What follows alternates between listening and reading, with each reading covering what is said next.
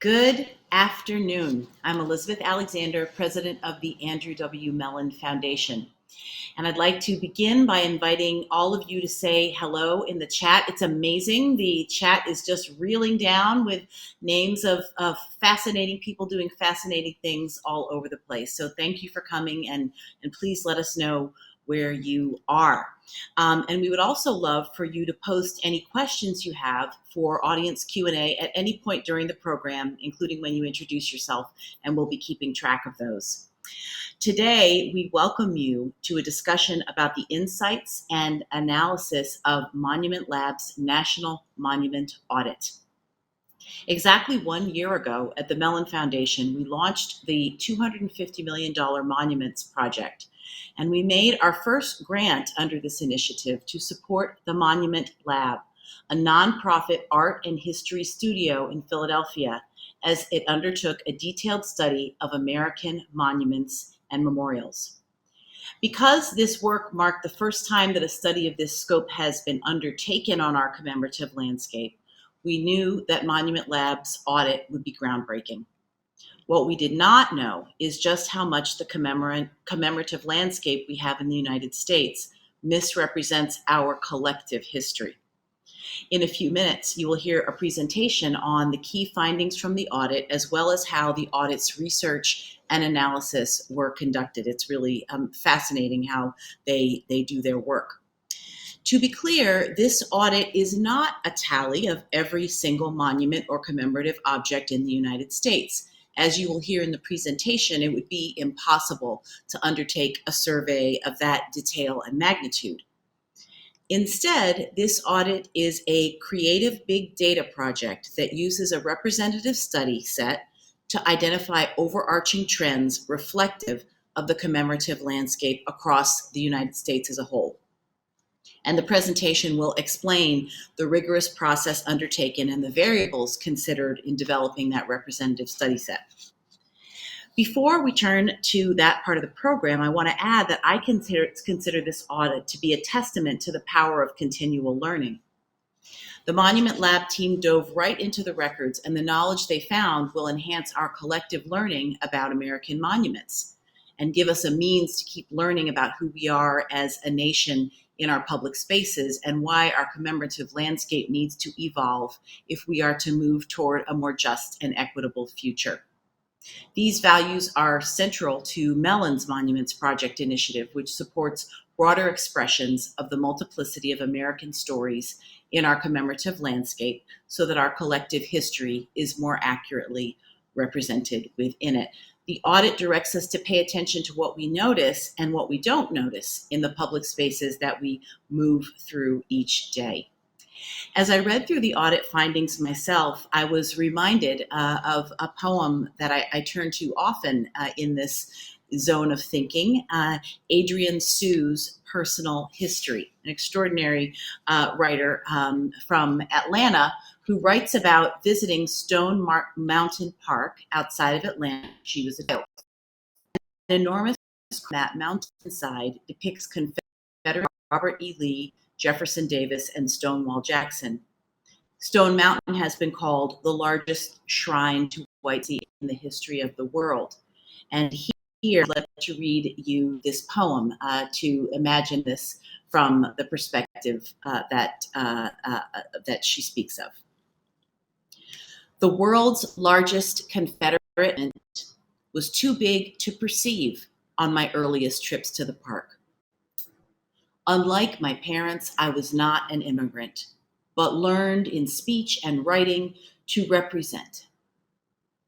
Picnicking at the foot and sometimes peak of the world's largest Confederate monument, we raised our cokes to the first Georgian president. His daughter was 9 like me, but Jimmy Carter, unlike my father, was not an immigrant. Teachers and tour guides stressed the achievement of turning 3 vertical granite acres into art. Since no one called it a Confederate monument, it remained invisible, like outdated wallpaper meant long ago to be stripped. Nothing at Stone Mountain Park echoed my ancestry. It's normal for immigrants not to see themselves in on summer nights, Fireworks and laser shows obscured with sparks the world's largest Confederate monument. Our story began when my parents arrived, immigrants. That is Adrienne Sue, S.U., the poet. And she writes elsewhere of she calls the shock of delayed comprehension, of noticing for the first time which people and stories are venerated in our public spaces, and where or how our collective history is distorted or erased. And so with that, I will turn to our guest speaker, Mr. Paul Farber, Dr. Paul Farber, the director of Monument Lab. Dr. Farber's research and curatorial project spans national urban history, cultural memory, and creative approaches to civic engagement. In addition to his leadership of Monument Lab, he is senior research scholar at the Center for Public Art and Space at the University of Pennsylvania, Weitzman School of Design, and the author of the book, A Wall of Our Own, An American History of Berlin. Paul, we are so thrilled to have you with us today for this conversation, and I would now like to turn the program over to you for your presentation on your audit. Thank you, Dr. Alexander, and thank you to everyone for joining us today. I'm Paul Farber. I'm the director of Monument Lab, and on behalf of the Monument Lab team, my audit co-directors, Sue Mobley and Lori Allen, and all of our collaborators, I'm here to share with you the results of the Monument Lab National Audit. This is a full circle moment. A year ago, we began discussing the idea of an audit with Dr. Alexander and the team at Mellon, as they were on the verge of launching the Monuments Project. In order to better understand our monument landscape, we embarked on the audit, eventually building a study set of 50,000 conventional monuments, pulled together through existing data sources to reflect on the overarching themes that define the monument landscape. We have built on the work of so many who come before us and hope to bridge to many others who are carrying this work forward, especially artists, educators, researchers in and out of formal institutions.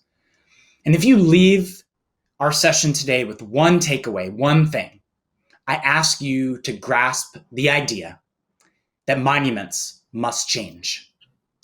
This event today marks a year of research and a major collaborative journey. Thank you. Thank you to our friends at Mellon, to our research team, our research associates, our advisors who made this moment possible.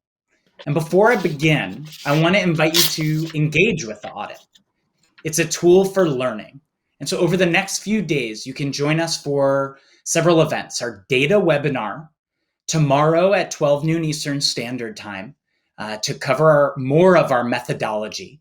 And on Monday, our Educators Roundtable to think of the audit as a tool for learning and exploration. And you can check out our Educators Guide, read additional essays from artists and public historians in our Changing Monument Landscape series, download a copy of the report, order a physical copy, or register for these events at monumentlab.com/audit. Let's begin. So as I noted, I'm here representing the Monument Lab team. We are a nonprofit art and history studio based out of Philadelphia. Monument Lab works with artists, students, educators, activists, municipal agencies, and cultural institutions on participatory approaches to public memory. Monument Lab began as a classroom project with myself and co-founder Ken Lum. And over the years, our work has grown. And at the center of our practice is asking questions of monuments, to unfreeze them, to connect understandings of our symbols and structures of democracy and power, and to understand how history lives with us and lives with people. As a research team, questions are at the heart of our work. We believe that art is critical to understand how we experience the past, the present, and the future. We believe that knowledge and wisdom comes in many forms, and that questions sometimes those without simple answers can guide us toward greater forms of accountability and coalition building. We value process as much as outcome, and we collaborate to make generational changes in the ways art and history live in public. Through our work, we've connected with hundreds of thousands of people in person and millions online, and it's in particular conversations with people about monuments have really influenced the arc of our work. And in those conversations, we look at the monuments that we've inherited, but also imagine what's possible. To not accept monuments as simply above us or frozen in time, but as part of our civic landscape that's in a state of constant flux that we have the power to shape, iterate, and grow with. As a country, we are in a moment of intense struggle around our monuments. This moment of monumental reckoning and reimagining is profound, but it is not new. The evolution of our monument landscape is as old as the nation itself, and monuments are paradoxical. They're central to our consciousness, and they also remain elusive in seeing how they connect together. Because monuments are hyper-local and also regional, national, transnational at the same time. Despite this intense spotlight on monuments today, there is no single agreed upon definition of a monument in American culture. Use monument flexibly. The unstable nature of the term monument is a reminder that the power to convey stories of the past cannot be expressed in any single voice, any single outlet, or art form. So through tens of thousands of our conversations in public spaces, Monument Lab came to define monuments as statements of power and presence in public. We came up with that definition in conversation to accommodate for bronze and marble figures on high, as well as the ways that people inscribe their own history into public spaces, especially through poetry, art, projection, protest. If you've had the time, the money, the official power to build a monument that's important to you, that affirms your place in society, you've done it. If you don't have the time, the money, or the official power, but you have power nonetheless, you've built your own monuments, or you gather next to ones that exist. The officials who document and care for our conventional monuments, those statues or monoliths put out and maintained by government agencies and institutions, they also have no shared definition or central tracking system for maintaining or even understanding them. And that point cannot be overstated. A common misperception, a reasonable one, but a common misperception is that there is a central government agency or someone out there that tracks all of the monuments, that they know what every single monument is named, where it is, when it was built, and to whom or what it was dedicated. But the truth is nothing like that. There is no exhaustive list of monuments waiting to be discovered, put into a search engine. There's no trove of monument data waiting to be accessed. This audit is not a list of every monument in America or everything that we might call or consider a monument in America. This audit is an attempt to create a study set large enough to see the patterns and themes. So this is a panoramic snapshot, a baseline that we hope people will build on, a way to see monuments more than one-off symbols seen in one place at one time, but as a collection that's been shaped across generations. So in order to see the overarching patterns and themes and to be timely with the study, the audit had to be shaped out of other existing sources. And so the National Monument Audit eventually incorporated 42 separate and representative data sources consisting of nearly 500,000 records. And these are records of other public assets in which we've found conventional monuments. And those sources include listings of historic markers, outdoor sculptures, but also historic properties, cemeteries, sites, buildings. Before going to the findings, I want to dive into the process that brought us our study set and briefly break down each step. And again, for those who want to go and meet with our brain trust tomorrow at 12 noon would be a great time to do that, and also in the Q&A. So first, explore. We looked up what was out there. We built a research team and a project team of nearly 30 researchers. With our team, we scoured almost 500,000 records created and maintained by federal, state, local, tribal, institutional, and publicly assembled sources. And again, none of these were primarily designed to track what we think of as monuments. So then we gathered, among our criteria for inclusion, looking at what would eventually be selected as the data sets from the 42, we used some criteria, including that the data could be legally used. And for that purpose, we enlisted the Harvard Cyber Law Clinic as legal advisors. We used data that was officially produced, represented a designated area, was available in Excel, ArcGIS, shapefile, or CSV format.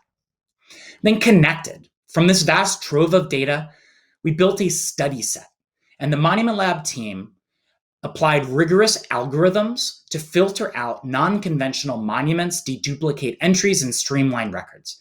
We iterated, we tested, and we tweaked.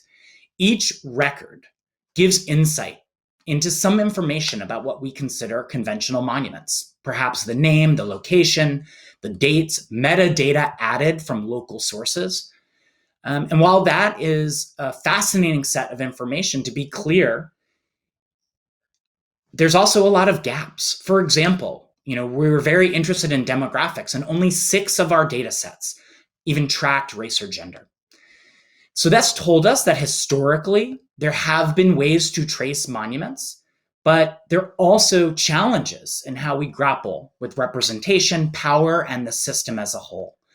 To see what's right in front of us and to grapple with the unseen and to make the data sources speak together. Analyze. A large part of this audit was accessing, converting, parsing, and mapping data into a single standardized data set. If you've ever worked with a spreadsheet with a multitude of rows, you understand that we are bringing together data that wasn't always set to be put together. From this, we wanted to think about commemorated individuals, and we produced a top 50 list of individuals with recorded monuments in the United States. And then we wanted to ask questions of that database. Finally, share. As we closed our work with our study set, we settled on the number of close to 50,000, which is 48,178 to be precise. We held focus groups throughout the summer with people who work with monuments, scholars, high school teachers, municipal workers. We then prepared our findings for the Mellon Foundation. All of this work, including our final report, our data, our code, you can find on our website, and we invite you to read the work, to search, and engage. And again, the audit is a snapshot of the monument landscape told through monument records that already exist, not a tally of everything that could be a monument, but it is a broad way to see overarching themes, patterns in the landscape, a bridge between the past of localized data record keeping, some of which was hand done, some of which had to be pulled together, and then moving forward to better understand our landscape. So now that we've discussed process, let's share key findings from our queries and research into the study set. 1, monuments have always changed. 2, the monument landscape is overwhelmingly white and male. 3, the most common features of American monuments reflect war and conquest. And 4, the story of the United States as told by our current monuments misrepresents our history. I want to discuss each, but before I do, I want everyone to do a mental exercise. In your mind, leave your desk, leave your table, and walk through your own city or town. Consider through your own experiences how you've seen monuments and see if what we're saying syncs up with what you have seen, what you experienced. So let's go. Key finding 1, monuments have always changed. The National Monument Audit reminds us that monuments are not timeless, permanent, or untouchable. Each and every monument changes over time.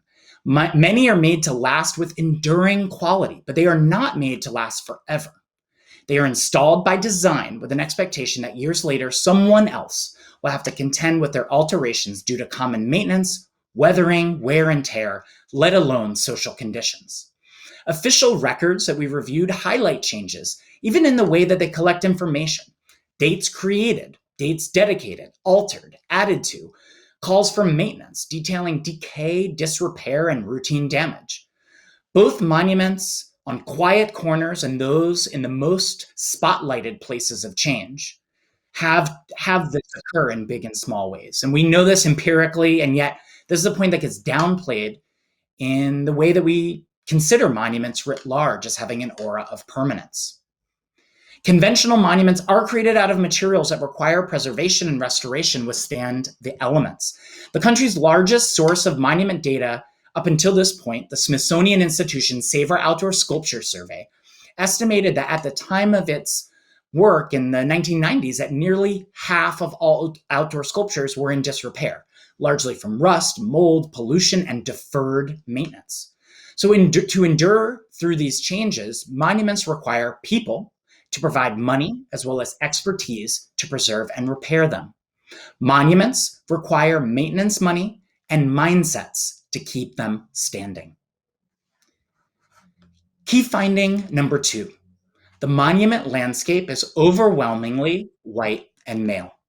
The commemorative landscape is dominated by monuments to figures who would be considered white, male, and wealthy in our common understandings today. But you probably knew that already. So for our data project, we wanted to check that. We tracked through a top 50 list of individuals recorded in monuments in the US. And you can read that full list in our audit and on our website. So just as an overview, this top 50, of course, is a glimpse in who we represent as a nation, not just in a one-off symbol here or there in a city or town, but in repetition over generations.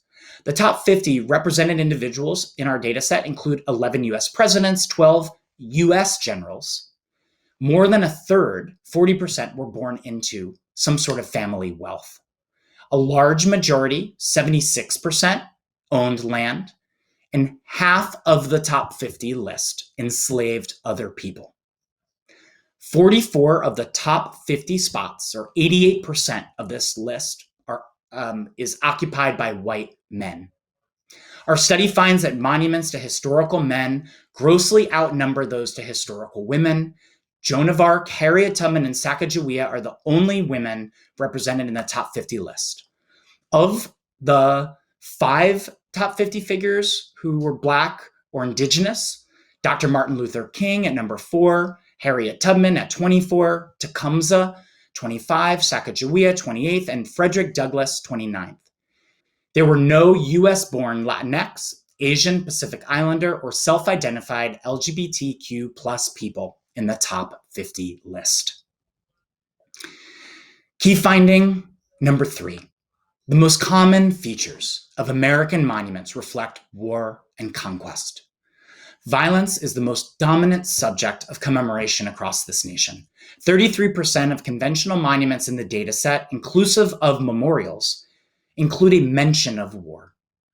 Walk through your cities and towns across this country, and this data will be reflected in the symbols and stories that you encounter. Statues of generals immortalized on horseback, cannons and weaponry, or long memorial roll calls of fallen local soldiers carved into stone. One is far less likely to encounter other kinds of monuments.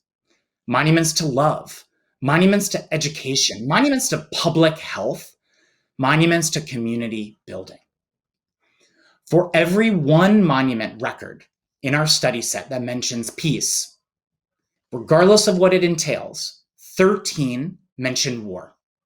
For every one monument record that mentions love, 17 mention war. And for every one monument record in the title, in the description, in the metadata that care is referenced, 59 mention war. The toll of war on our country is profound, and it's channeled through our monuments. Despite their preponderance, our monuments generally minimize the social and environmental costs of warfare for our veterans, their families, and our communities. The monument landscape has long reflected this country's history of war and conquest, inclusive of settler colonialism. And it also speaks to the national crises of harm, trauma, and grief that are embedded within the landscape. What will future monuments to war and conflict look like? And how could we reimagine commemoration to foster greater forms of healing and repair? Finally, key finding 4. The story of the United States as told by our current monuments misrepresents our history. Where inequalities and injustices exist, monuments often perpetuate them. Monuments are not mere facts on a pedestal. They can suppress far more than they summon us to remember. When we type Civil War into our study set, close to 6,000 entries appear. When you also type slavery, so Civil War and slavery, 1% mention slavery. I'm going to just be really clear about that. When we look at the Civil War in our study set, 1% of entries mention slavery. The Civil War was undeniably fought over slavery, full stop. Over half, 56% of the results for the search term pioneer in our study set were built after 1930 as part of a popular culture's myth-making around the frontier and so-called Wild West, while diminishing the forcible removal of many indigenous communities from their homelands through armed conflict and land dispossession. Adding or subtracting a few monuments can be profoundly catalytic and meaningful in local contexts, but they only make dents if we don't respond to this larger distortion. We must engage in a holistic reckoning with monumental erasures and lies and move toward a monument landscape that fully acknowledges the history of this country. So with this audit in hand, what to do now? Well, we can move forward by embracing the idea that monuments must change. It is not enough to attempt to complete, so to speak, the monument landscape without responding to longstanding distortions in the landscape and the histories they uphold.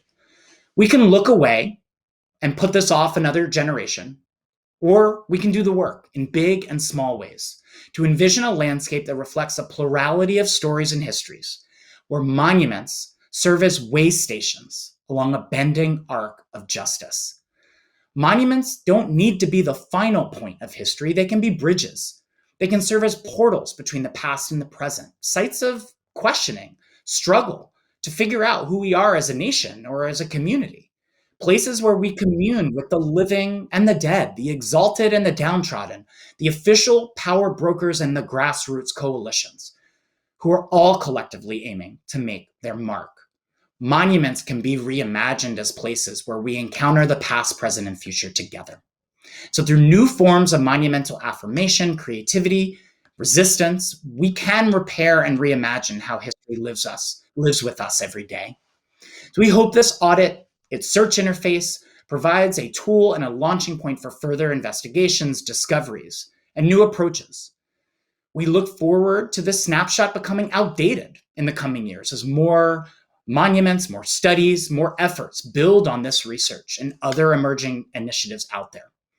So to close, after conducting the study of monuments, we're reminded of the power of public art and history to shape our circumstances, our challenges, and possibilities for transformation. The information is heavy here, but it is pushing us, inspiring us, catalyzing us to look ahead by looking deeply at our past and within ourselves. So if we seek a nation that lives up to its creed, learns from and labors to repair its past, and connects to history in ways that are more truthful, complex, and vital, then our monuments must change. Thank you. Look forward to dialogue with you and Dr. Alexander. Looking forward to our conversation today.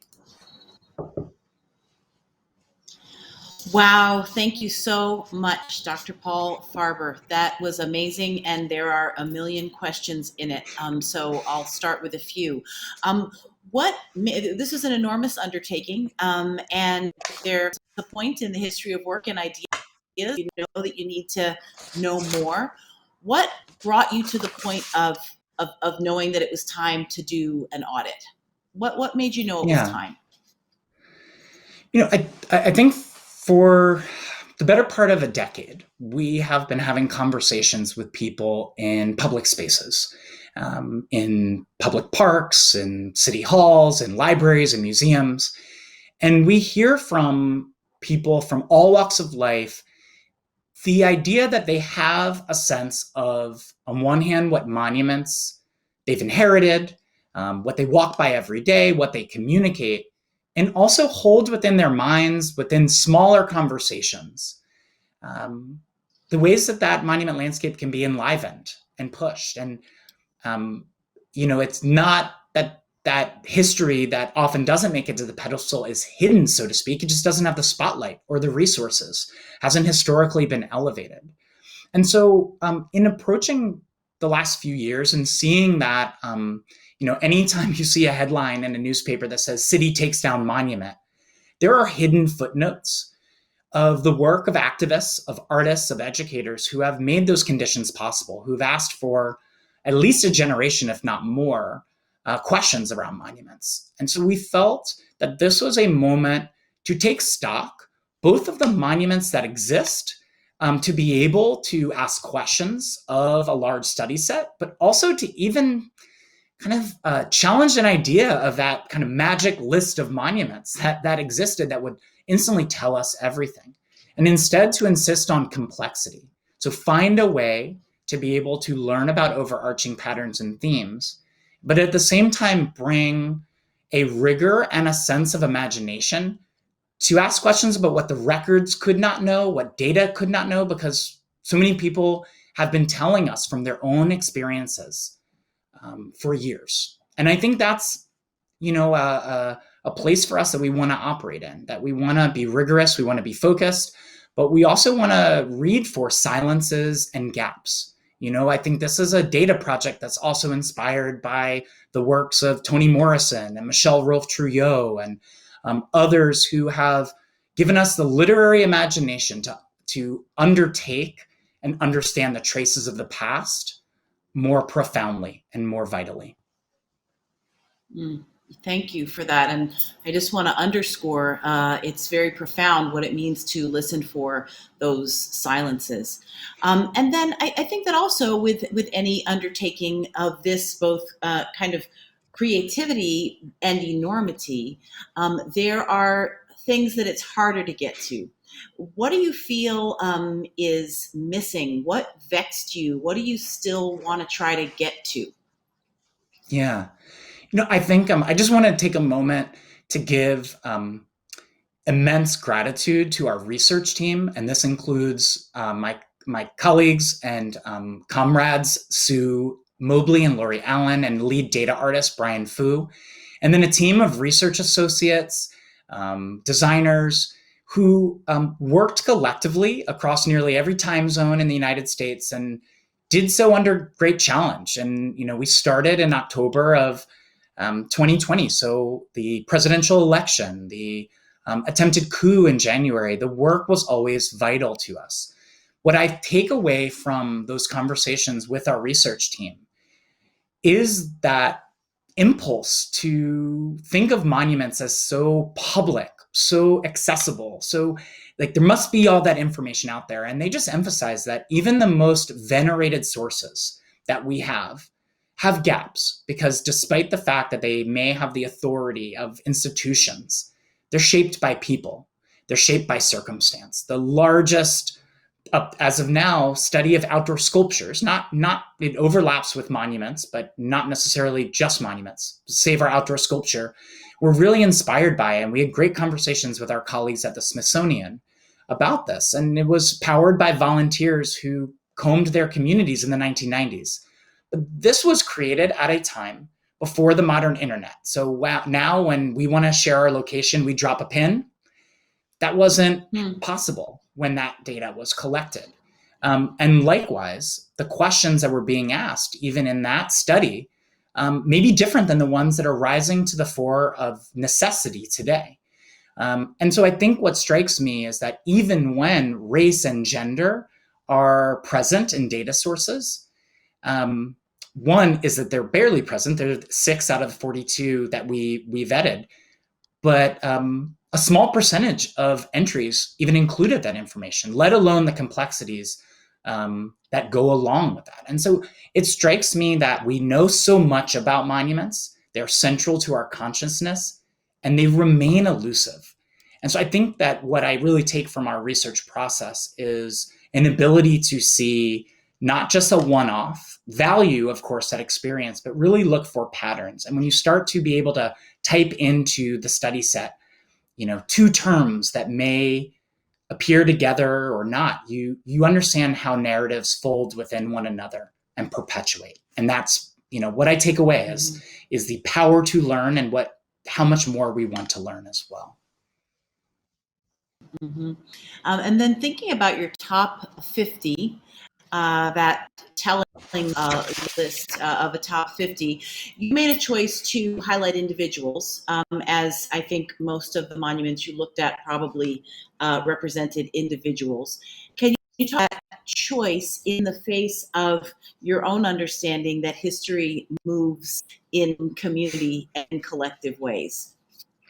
Absolutely. I think one thing just to say about the top 50 is that, one thing we wanted to be able to do is be able to answer, okay, XYZ, percent of monuments in this country represent a given group.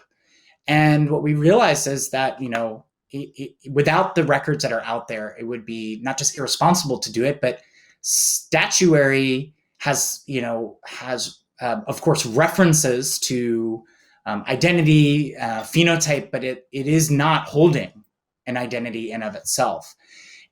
So what we want to say is, okay, how do we still talk about and meet the expectation of questions being asked every day across this country of who is represented and who does the representing? And so we did it with the kind of scope of our work, say, well, let's look at the individuals. Let's see where we can find in the records. We want to be clear to not reify the idea that only individuals make history. Of course, one of the things that monuments do is often isolate people who are working in coalition and cooperation from others and rise them above.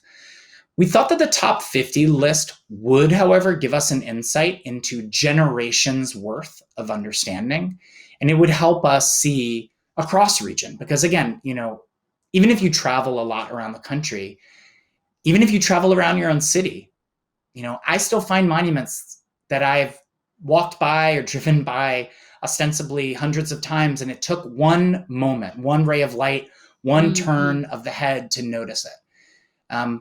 So this was a way to say, all right, who has been elevated? And when we asked that, we had to cross-reference this with biographical data that was available and look for, deduping them as well. And I think just what stood out was, the numerical breakdowns for us, and that this is a group, that even if you give or take a few of the statues, if they've been toppled or they've been replaced, you still have extremes here. I'll just share a brief anecdote. We list in the audit the first recorded monument removal in the United States, July 9th, 1776, the statue of King George in Bowling Green in New York City. And we also wanted to list the most recent removal. And that removal had to keep changing in our closing draft at the end of the summer. But the final one is Robert E. Lee's statue from Monument Avenue, also now known as Marcus David Peters Circle in Richmond, Virginia. And I had the page proofs in my bag when I woke up early in the morning in Philadelphia and went down to see it with my own eyes. And so we account for that. And at the same time, Robert E. Lee is still at a venerated place. And even with, another thing that we look in the audit is that while there's a feeling that monuments are being toppled everywhere, and there is great momentum, we calculated that 99.4% of conventional monuments were not toppled in the last 2 years. So it just reminds us of, here is what we have inherited. And now it's great to report that this top 50 list will look different in a matter of time. There are more and more figures coming, and I think that's exciting to now have a baseline to compare it to. Mm-hmm. One more question, though I have many from me, and then we're going to turn. The questions are amazing in the chat. But I would love to know, you, Dr. Paul Farber, what about you and noticing? who you were as a child, how you looked at the world around you, how you came to do the work you do with the commitments you have. Yeah, well, I'm really grateful to have been surrounded by family, friends, teachers, colleagues who've really helped shape my path, and I'm someone who's collaborated and learned. I grew up in a Jewish household. I'm queer, and I'm white, and those identity formations have shaped and discourses and communities have kind of shaped the way I in part have viewed the world. I also think a lot about teachers I had at a young age who helped me think about history and memory in the present. My first and second grade teacher, Carol Corson, was a white Quaker woman who attended the March on Washington. And she told us about this. Kids are picking up on history all the time, not just on their field trips, but in their classrooms and as they go to school. And so that really stuck out with me as a question of where to be present on matters of justice.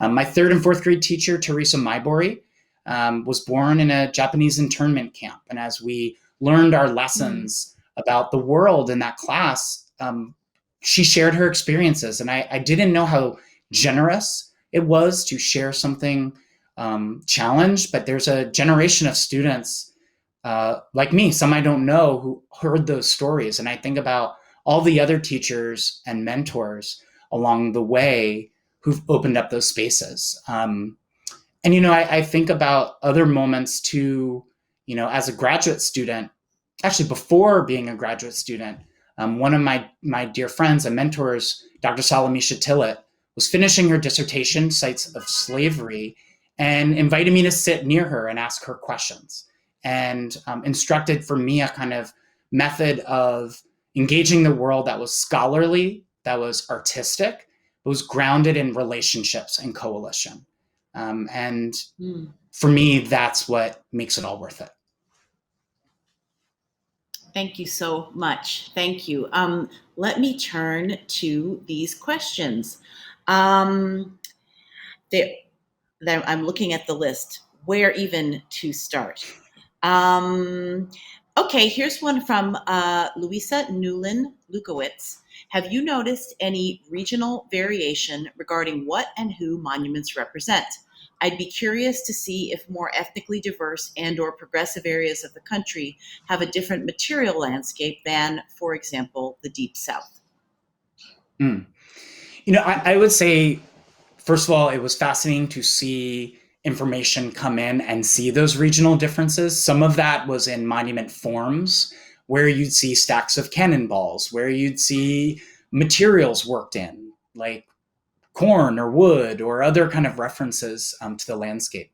I'd say one thing before even answering the question about region, I want to point out something that is an inevitability around data that we found when we were narrowing down from the 500,000 records to the 50,000, which is states that have higher resources for tracking historical properties, entities, artists, have more things listed. There are states that track many, many kinds of buildings, for example, in their state historic properties, and there are other states that have outsourced the work of historical markers or even monument care to other sources. So I just say that you can look in our data set of the number that we've received from not just states, but also US territories. But I want everyone to kind of look at it with a critical lens to even say, well, what are the kinds of monumental histories that are not showing up in data? I think that rather than thinking about certain areas that are more diverse or more representative, I would actually want to put out there the idea, again, to our fourth point, that the monument landscape has distorted, is that you can find statues of Confederate figures in places that the Confederacy didn't exist in. You can find monuments to people who founded places that were lived in for thousands of years before white settlers set foot there. So I think that part of what I would invite people to do is, on one hand, take a look at regions, take a look in your area, see what officials have already tracked, and know that there are things that you might even feel that are beloved or central to you that are not in this data because it didn't get picked up in one of our federal, state, local, publicly assembled sources. Also, ask the questions about what are the monuments that are there trying to accomplish? How do they speak together? And how do we rethink our connections to the land, past, present, and future? Thanks, and I appreciate also your understanding the complexity of region in that question. I see in the chat there's a lot of really useful nuancing about, the Deep South is not monolithic. The Deep South is many different things. So thank you for that. This question from Michael Sherman: short or temporary captured in the data? Largely, the short-term temporary prototype monuments were not captured in this data. We want to note that on a few levels. One, for some of the projects that are deeply meaningful and enduring, we've tried to account for them in some other ways. So on our website, we've commissioned a series called The Changing Monument Landscape, which includes essays from Jane Golden at Mural Arts Program in Philadelphia, the researchers behind the George Floyd Street Art Database. It was really important for us to not kind of diminish or erase the work of people changing the monument landscape now, but also recognizing that the data sources on conventional monuments have a hard enough time tracking that. That being said, of course, there are structures that are in this data set that have moved, have been altered, have changed. So I want everyone to think about the binary of temporary and permanent and push it, right? Any binary, we should think about what's more complex, but things that were allotted to be temporary have often stayed longer, not just in our imaginations, but even in the collections of municipal art. And things that are so-called permanent may be enduring, may be there for a long time across generations. But I want us to think, if we didn't use the word permanent to describe artwork, let alone other facets of our culture, what are words that we would use? Enduring, generational, but just think about what it means to push beyond that idea and think of how these symbols live with us and move through our minds and our cities. From our friend David Light, do you ever ask people if they know of a monument that has them to emotion or even tears? And I think that that gets at the kind of qualitative aspects of the research that you do. Yeah. Well, thank you, Professor Blight. And, I think that I'm going to answer it in a way that kind of references some of the work that Monument Lab has done, not in this audit, but in our projects over the last 10 years in cities like Philadelphia, St. Louis, Newark, New York, Houston, and other places, which is asking people to respond to either a prompt about what is an appropriate monument for a current city, or how would they map the monuments of the city. And what we end up hearing from people is deeply personal connections that are at the level of profound emotion. I think of one that continues to register for us is the Octavius Catto statue in Philadelphia on the south side of City Hall. And it was dedicated as the first full figure statue to a person of color in Philadelphia in 2017. And for those who do or do not know, Octavius Catto was a 19th century freedom fighter, educator. It took a long time to get a monument in bronze, but it was his family, his friends, his students who kept his memory alive. He was written about in Du Bois's work, and saying that his memory, his funeral, rivaled that of President Lincoln's after his assassination. But it took many generations for a statue to him. when I go by that statue, whether it was the dedication or even almost, on a everyday, this has now been there for 5 years, I see people commune with it. Press conferences by city council, but after the police murder of Walter Wallace Jr., a vigil there held by local activists. Even just the other day, I was standing out there with a writer, and a young man walked by and, without knowing that we were standing there, held up his hand and embraced the open palm of the statue as he walked by. Mm. And so I think that when we're able to look at this big data, it tells us overarching narratives and frameworks. But to that question, it's really important for us to think about the personal relationships, to think about monuments that have uplifted us, monuments that have caused harm, monuments that can be a part of profound relationships that remind us that the history doesn't live inside the statues. They live among us and with people. Mm-hmm. Mm-hmm. Thank you for that. Thank you for that. This question comes from Elizabeth France. Monuments as public sculpture are often controlled by cities, towns, and state governments. These include administrators and leaders who don't necessarily share the values that Dr. Farber just articulated. What are the recommendations, or do or don't? I mean, I would add, what are the recommendations for working with those who have oversight or control? That is a great question, and it's something that we encounter often. I in our work, our team talks to mayors, city council people, principals of high schools, community groups, all these different constituencies. And I think something I want to highlight from that thoughtful question is that, because I've been asked, like, well, what should happen when it comes to monuments? And I think that there is, of course, federal action and national work that can take place. The Monuments Project is a great example of the profound change that can happen when we look across the nation. And monuments are hyper-local. They're often built locally. And I think that really it's a both-and approach. How to think big, and how to think that big is as big as your country, but big as your state, big as your city, big as your block, big as the park on your corner. I would say that I have kind of two bits of targeted advice for the person asking this question. One is to think about all of the ways that monuments live in complementary civic entities. Monuments are controlled not by one city agency oftentimes, but the Parks Department may mow the grass around them. The Water Department may care for the drainage around them.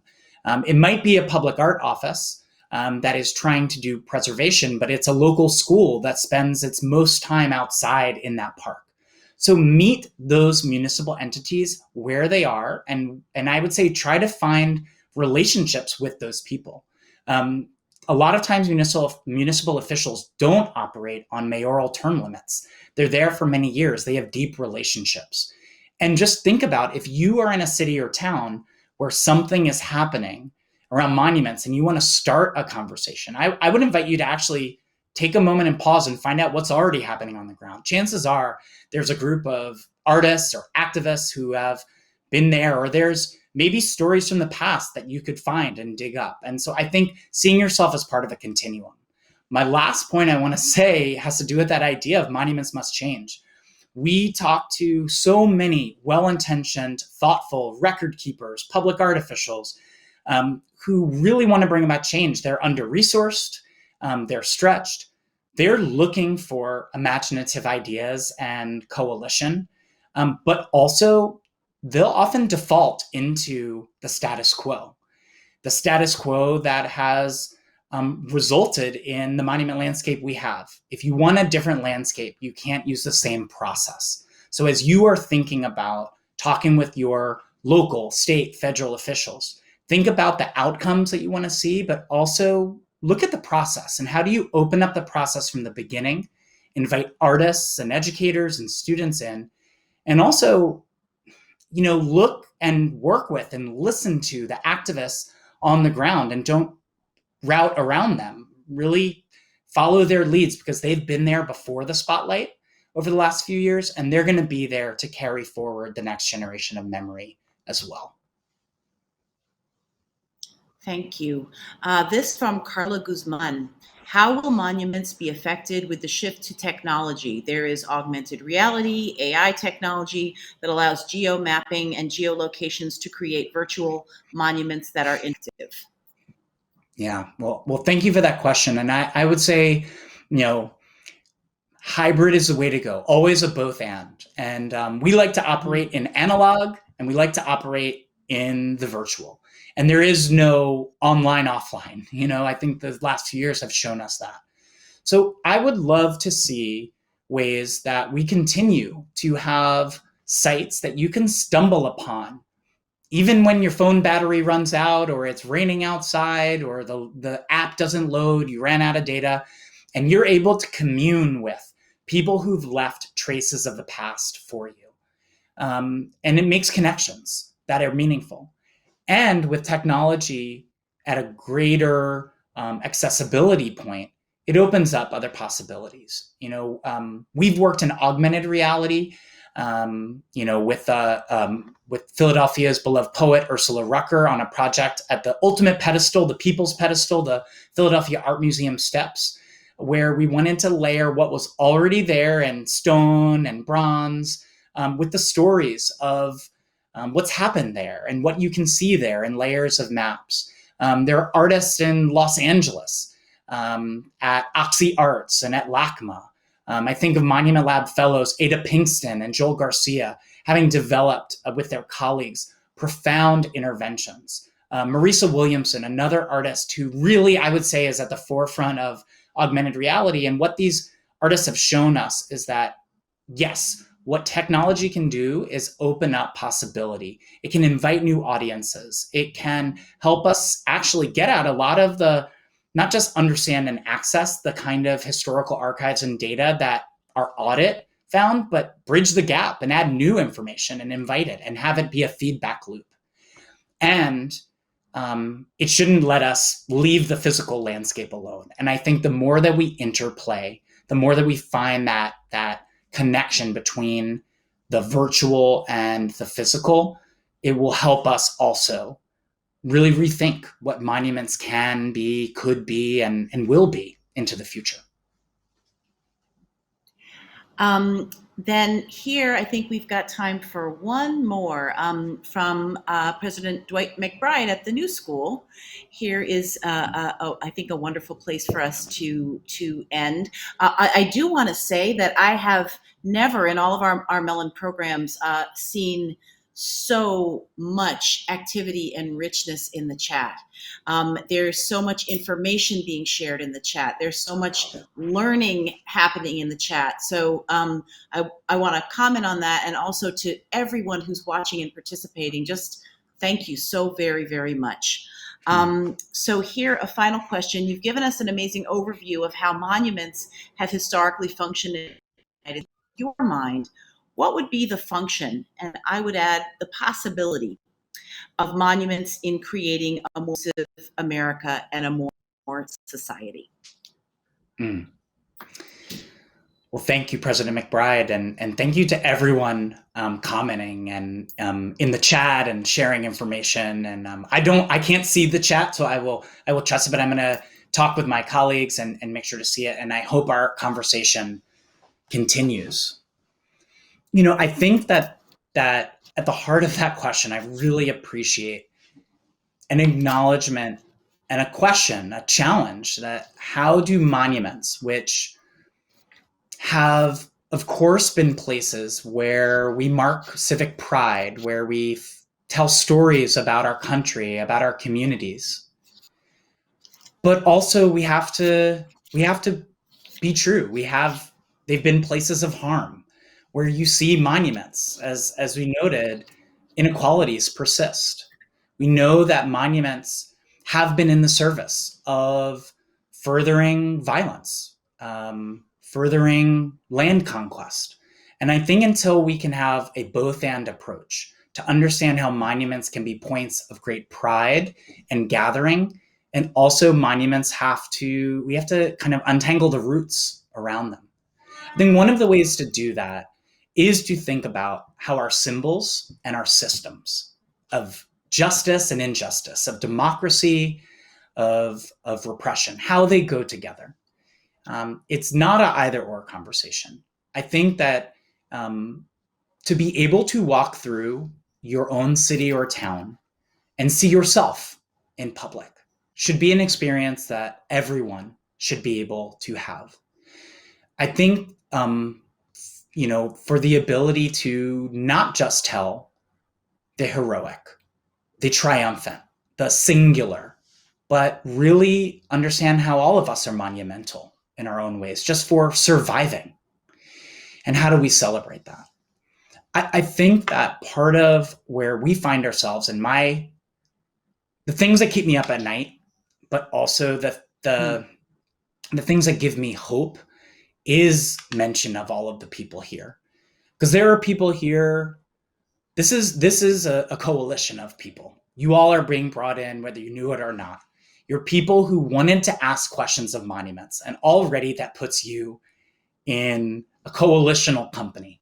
You're not accepting monuments as frozen in time and just above us. You're looking at how we can think and live together. I think the way forward is a different relationship with our past, to recognize that time moves in circles, to recognize that the stories our monuments have only told a sliver, a slice of our history, and to think about the ways that we support artists, educators, activists on and off the pedestal, how we confront monumental erasures and lies. I'll tell you something I didn't share before, but I've spent a lot of time in Germany, and it wasn't something I grew up dreaming of doing.